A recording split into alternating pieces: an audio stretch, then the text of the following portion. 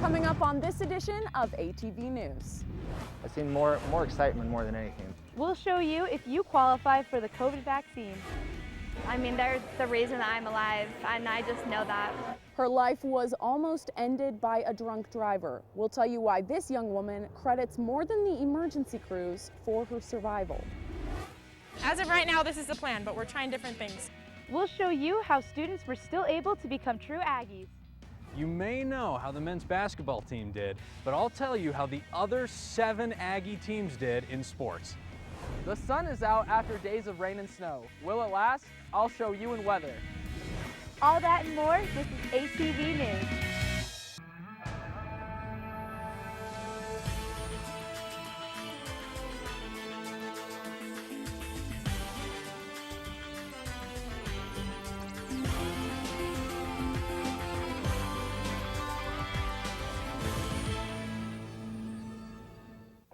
Welcome to this edition of ATV News. I'm Sarah Murphy. And I'm Kaylee Foster. Over 400,000 people have been fully vaccinated in Utah. You want left or right arm?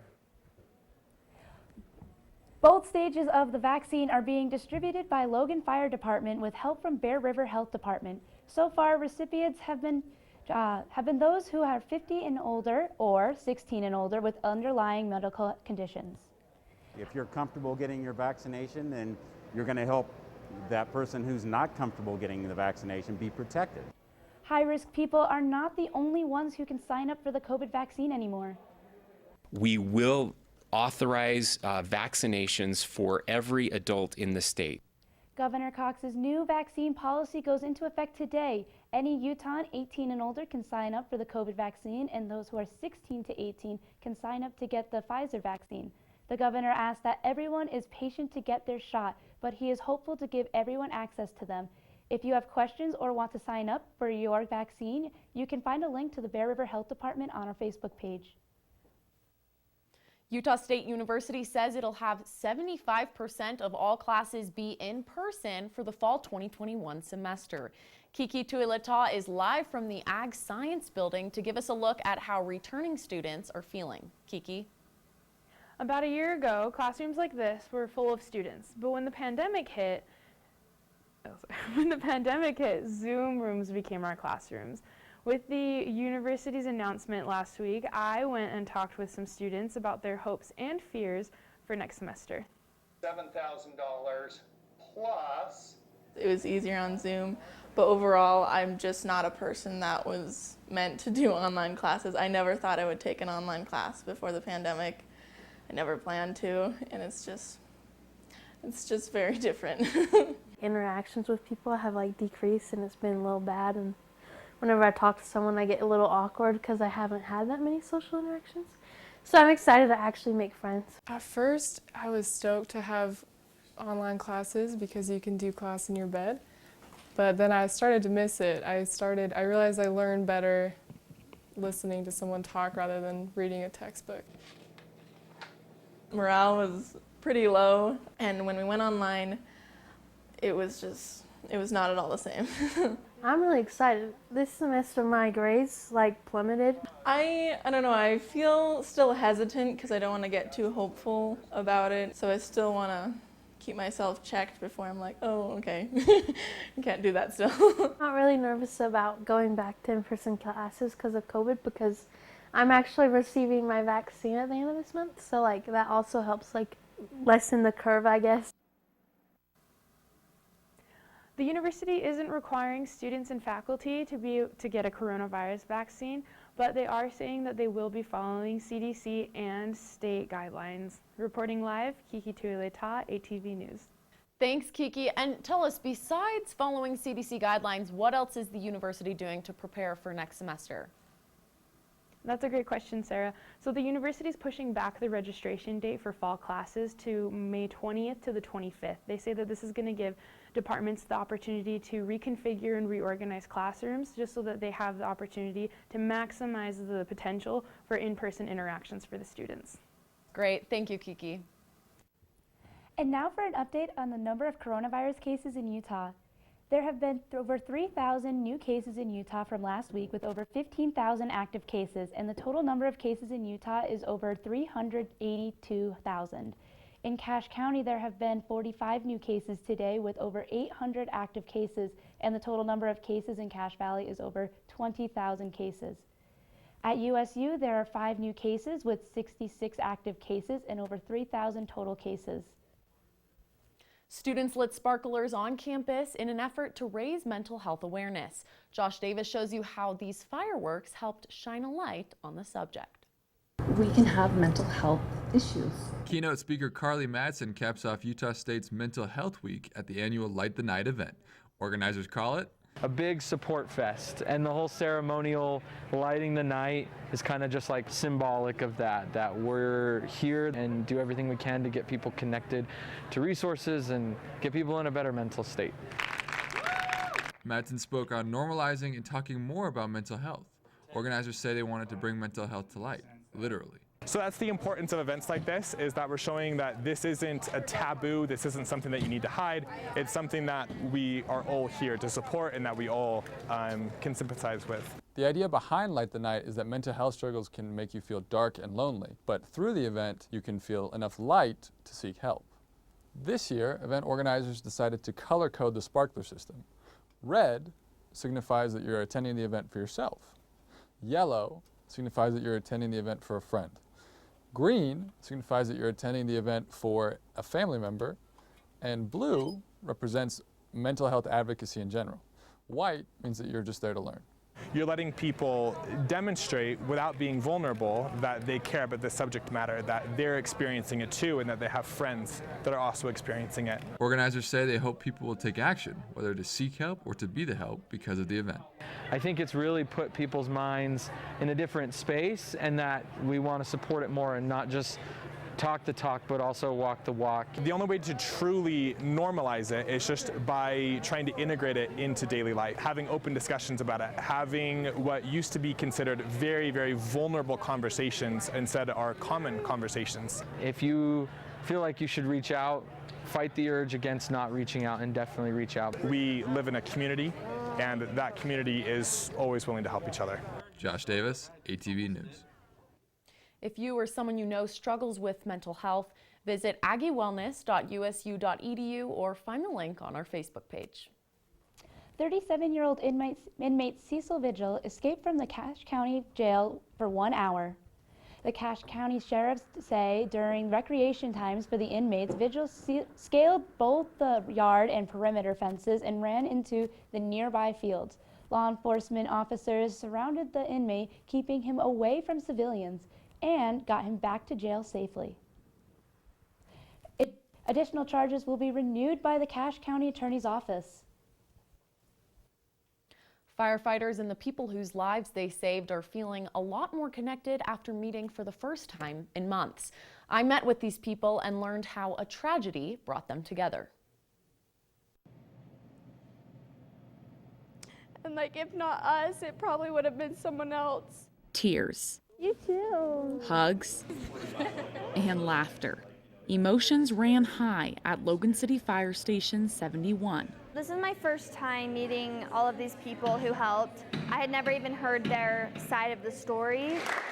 This group of all ages met to remember the one event that ties them all together. I remember that accident feeling like a dream too.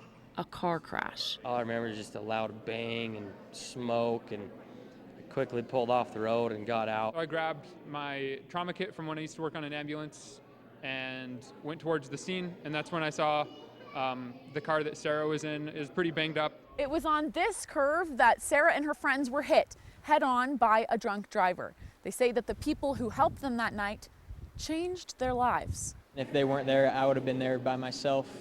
With them stuck in a car, I really don't know what I would have done. They have no idea the impact that it's made on my life, and for me and my parents, these people are definitely angels. It's awesome when you guys come back. We don't get this very often, but it really is what makes our job worth it, so thank you. These feelings of gratitude were shared by all. Getting all of the victims' families together gives them perspective, but it brings us a sense of closure because we can tell them thanks, we can express our love to them. Our hearts are just full of gratitude for them and for what they did and for being there for our children. This has been really good to just sit back and reflect and realize that everybody makes a difference. 1, 2, 3. They all say they walked away inspired. Proud of you girls. Look at today's world and, seeing the stuff that's going on, it's easy to lose hope. I truly believe that one person can make a difference, and there's 4 kids here that are going to truly make a difference in this world. The driver from the other vehicle just pleaded guilty to 2 Class A misdemeanor DUI charges and 2 third-degree felony DUI charges. His sentencing is scheduled for April 26th. And do you have any updates on Sarah's future plans? Good question, Kaylee. So I do have an update on that. I just found out from Sarah that she plans on coming to USU here next semester, so we can expect to see a familiar face on campus this fall. Well, I hope to see her around. And coming up, try to keep it safe, COVID approved. We'll show you how the pandemic is affecting future True Aggie nights. There is still a chance that we could have another freeze. We'll show you how you can save thousands of gallons of water in your yard. Jonathan May will give you the 7-day forecast. The current temperature is 47 degrees. Today, 1 out of every 4 American kids is Hispanic. That means many of the future doctors who will care for us, the engineers who will build our cities, the scientists and entrepreneurs of our country can be your kids. We all know how hard it is for you to send them to college. This is why we want you to know you are not alone. And every day more people support you to make it happen. Many support you. And the Hispanic Scholarship Fund helps you prepare, plan, and pay for your kids' college education. HSF.net.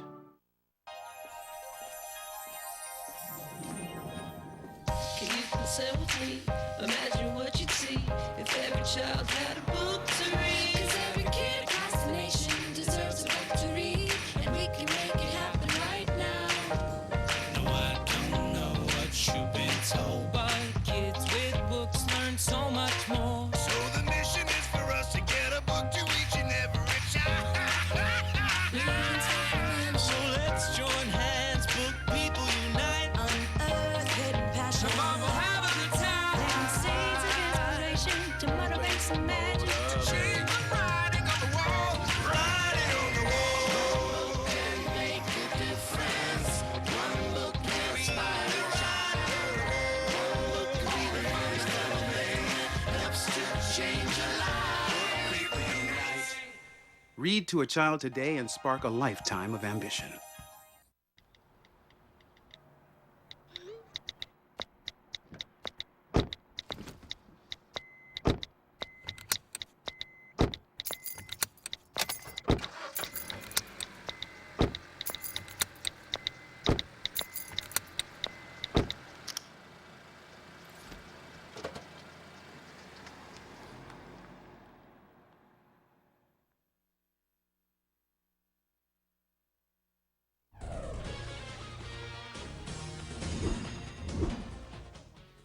Utah is officially in a drought. Governor Spencer Cox asked Utahns to look for ways they can save water. The Utah Division of Water Resources says that by eliminating 1 watering of your lawn, you could save up to 3,000 gallons of water.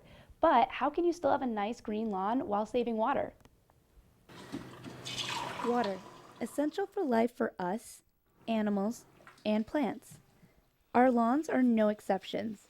Last week, Governor Spencer Cox issued a drought executive order declaring a state of emergency. We'd hoped to get a very good snowpack to help offset that, and the snowpack has been just sort of mediocre, not quite what we'd hoped. The Division of Natural Resources says water supplies in Utah are down 14% from last year. Utah started experiencing drought conditions last March. Even though it's snowing right now, Utah is still in a drought, and while the grass around me may look dead, it's actually just dormant, and experts say you should try to hold off on watering your lawn till at least Memorial Day. So the main issue with watering too early is simply that the plant is not physiologically ready to use that water. This can cause water to run off your lawn or be absorbed deep in the soil where the roots can't get it. Even with drought conditions, a fertilizer can help you get a green lawn with less water. They help the grass to withstand pressure like drought pressure, heat pressure, insect pressure, disease pressure, whatever the stress may be. The DNR provides resources like this weekly watering guide for knowing when and how much to water your lawn. Cache County is currently gray, meaning do not irrigate. The state also offers rebates for irrigation controllers that help decrease water use. DNR updates that lawn watering guide regularly. You can find that watering map and other watering resources on our Facebook page.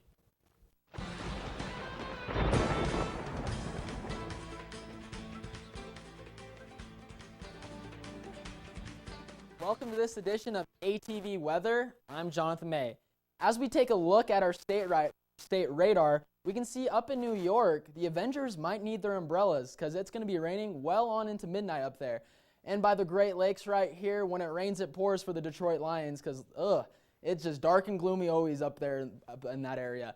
And on the other side of the map, we have up in Oregon, we can see that they're expecting rain in the next couple hours so right now, it's just building on up and then it'll touch down soon. And right above Texas in the Oklahoma City area, it fits their NBA franchise perfectly because Oklahoma City Thunder. And as we take a look at the state radar, we can see it's a pretty clear day in Utah. Not much going on. I mean, look at the mountains today. As we can see, it's a clear day. It looks much different than it did yesterday. I mean, look at the snow, it kept coming down. Even on Main Street, people commuting home in the winter weather. But that was just yesterday, and today so it's just a completely different story. Look at the sun outside.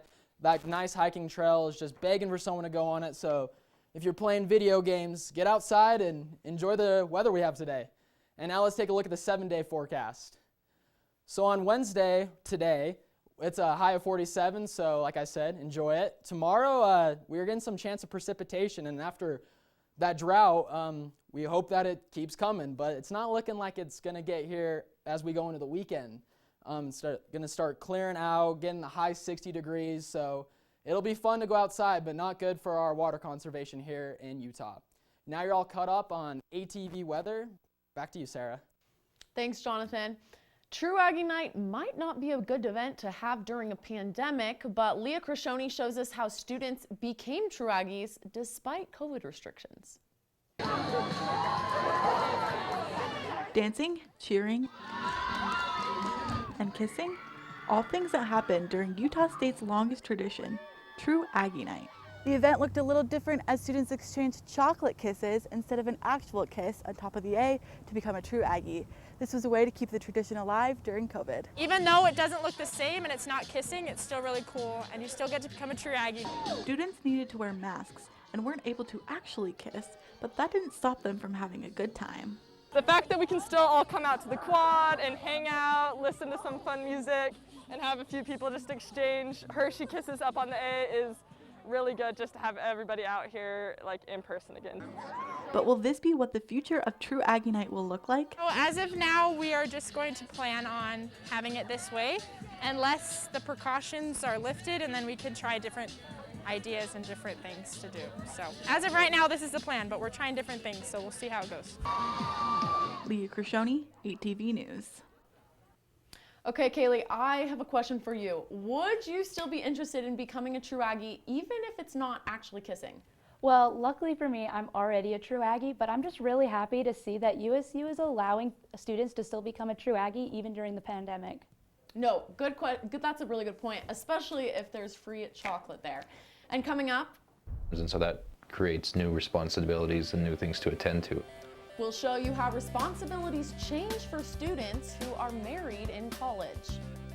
And coming up in sports, Utah State lost the first round of the NCAA tournament on Thursday, but the team isn't done getting recognition. The final three teams start with another in-state program, Utah State. This is gymnastics in a meet in February, and they're getting ready now to start their postseason.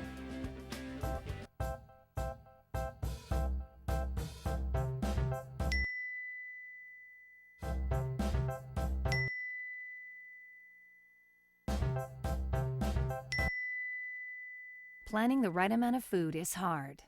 The Guestimator makes it easy. Just tell it who's coming and what's for dinner. Then it tells you how much to make. And yes, it even plans for leftovers. Try it at SaveTheFood.com. Listen to me. I am captain of the track team. And if I'm late, She doesn't really think she's going to get out of here, does she? be nice. She's new. Hello, is anyone there? Ugh! Wow. Even from our standards, you look awful. Oh, sweetie, what happened? Me? My friend Becky got to talk to this super cute boy, and I tried to act like I wasn't jealous, but I so totally was. And then out of nowhere, this concrete barrier just popped up. Maybe it was a semi. You mean you were driving? Yeah. I mean, I know the whole eyes on the road thing, but this was a super important text. Maybe you have to know, Becky. Texting? Great. But it was only like 5 seconds, and I'm a really, really fast texter, so it wasn't even a big deal. Actually, has she texted me back yet?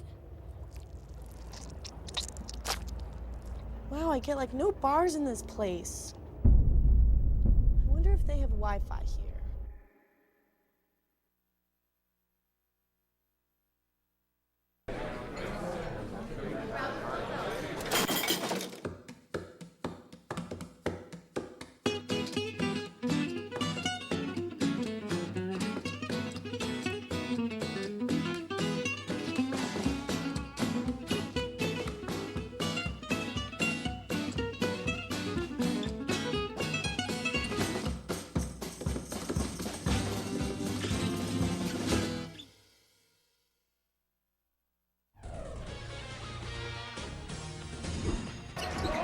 McClung off the side screen, takes it in, rejected. It's not just Ncaa.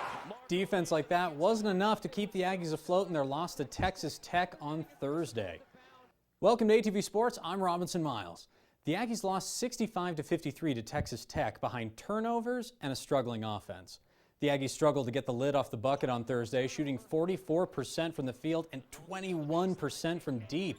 USU fell victim to a defense known for creating turnovers and gave up the ball a season-high 22 times.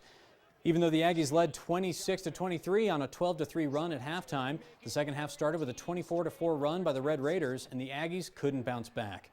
The loss ended the Aggies season, and they finished with a 20-9 record and qualified for the NCAA tournament for the third year in a row. But the brightest part of the season might be the play of Ncaa. McClung rejected by Ncaa. How many rows up? The 7-foot junior center was a force this year. He had 16 double-doubles. He is also the fifth player in college basketball history to have 10-plus points, 10-plus rebounds, 5-plus assists, and 5-plus blocks in a single game. The Naismith Trophy peeps named him one of their 4 finalists for Defensive Player of the Year. They'll announce the winner April 4th. Senior Autumn DeHard is the Mountain Rim Gymnastics Conference Beam Specialist of the Year. This happened after Utah State got third in the conference championship on Saturday in the Spectrum. Next, the Aggies will compete in an NCAA regional event in Salt Lake on April 2nd. The USU outdoor track team started its season over the weekend at the UNLV Spring Invitational. Michaela Zilke threw the hammer 58.47 meters, good enough to be the 8th best in school history, as well as a personal best. The throw earned her 3rd place. Here we also see multiple spectators showing a lot of faith in the net, separating them from the throwers. Overall, the men's team took 6th with 70 points, and the women's team took 5th with 62 points. Saturday was a hard day for Aggie tennis. Rocco Savin was the only Aggie on the men's team to win a singles matchup in Tempe against Arizona State. This made for USU's only point on the day, and they lost 4-1. Renata Lombera was the only Aggie on the women's tennis team to win her singles matchup on Saturday against BYU. The Cougars won overall 6-1. The volleyball team played back-to-back games against Air Force on Friday and Saturday. The Aggies won the first match 3-2. 3 different players had double-digit kills, and they outblocked Air Force 14-2. USU won the first set, then gave up 2 in a row, but rallied back to win the following 2 and get the W. The next night favored the visiting Falcons, who won all 3 sets for the victory. The highlight of the night was freshman libero Abby Peterson, who logged a team-high 15 digs. Women's soccer split their games over the weekend, beating Air Force 5-0 on Friday and losing to Colorado College 2-1 on Saturday. Men's golf got first place in the first ever UC San Diego Invitational. In the individual results, Colton Cordingley tied for first and Andy Hess tied for 6th. Because of COVID-19, the football team didn't get to have a spring football before last football season, and now it's underway with a new coaching staff. Blake Anderson is the new head coach. His new coaching staff includes coaches who came with him from his previous school, Arkansas State, along with coaches from UCF, Miami, Texas Tech, Massachusetts, South Carolina, and Troy. But the coaches won't be the only new faces that fans will see on the field. They've also been quick to bring in new recruits. I felt like we made good decisions physically, but we made really good decisions on the personalities of the guys that are coming in. The signing class includes 5 high school signees, 3 players returning from missions for the Church of Jesus Christ of Latter-day Saints, 1 junior college transfer, and a whopping 10 transfers from other D1 programs. All spring practices in Maverick Stadium are open to the public. So is the scrimmage this Saturday and the annual spring game April 17th. And if you have the opportunity today, be sure to wish head football coach Blake Anderson a happy birthday. Now you're all caught up on sports. Back to you, Sarah. Thanks, Rob. Now, are you going through college married or single? Leah Crishoni shows us what changes you may face when you go to school while married. Bailey and Carter Bailey have been married for 7 months and are juniors at Utah State University. They live together in Aggie Village, the married housing near campus. It's different because we get to cook meals together, we get to hang out together in our free time, and we're just together all the time. Bailey and Carter are adjusting to their new responsibilities of no longer just planning for themselves, but for each other. I guess it's a bit jarring when you come back to school and you realize that you're having to plan between 2 people. That it's not just you, but I think once you get them, and if you're willing to be able to make sacrifices and changes, that it's not that big of a deal and that you actually find out that it's easier and more fun. Some people come to college single. And some leave married. And the reason why people like being married is because they always have someone by their side. Yeah, I definitely think I enjoy life more. That's having a best friend by your side all the time is definitely a perk of married life. I would definitely say I enjoy my life more because I have someone always there with me to cheer me up and hang out with. Even though Carter and Bailey seem to be balancing school and marriage life well, there are still some challenges that may arise. So you might neglect some of those things that you really enjoyed to do together in the first place under the assumption that both of us understand that we're just in school now and this is just what we have to do, and you get in the day-to-day grind and neglect the romance. Bradshaw advises married couples attending college to make sure that you set aside time, set some boundaries, set a time each week that you will spend time with your partner. Leah Crishoni, ATV News. The website campusexplorer.com says that only about 7% of all college undergrads are married. Now, I don't know about you, Kaylee, but I feel like here in Utah, that statistic might be a little higher. You're probably right, Sarah. USU says that they don't keep track of the percentage of students that are married here in Logan, but I can think of at least 5 of my sorority sisters that got married just during the pandemic. That is a lot of weddings to go to. Always a bridesmaid, never a bride, right, Kaylee? Always. Thanks for joining us on this edition of ATV News. You can find this and all the latest editions on our Facebook page. We'll leave you with some shots of Light the Night.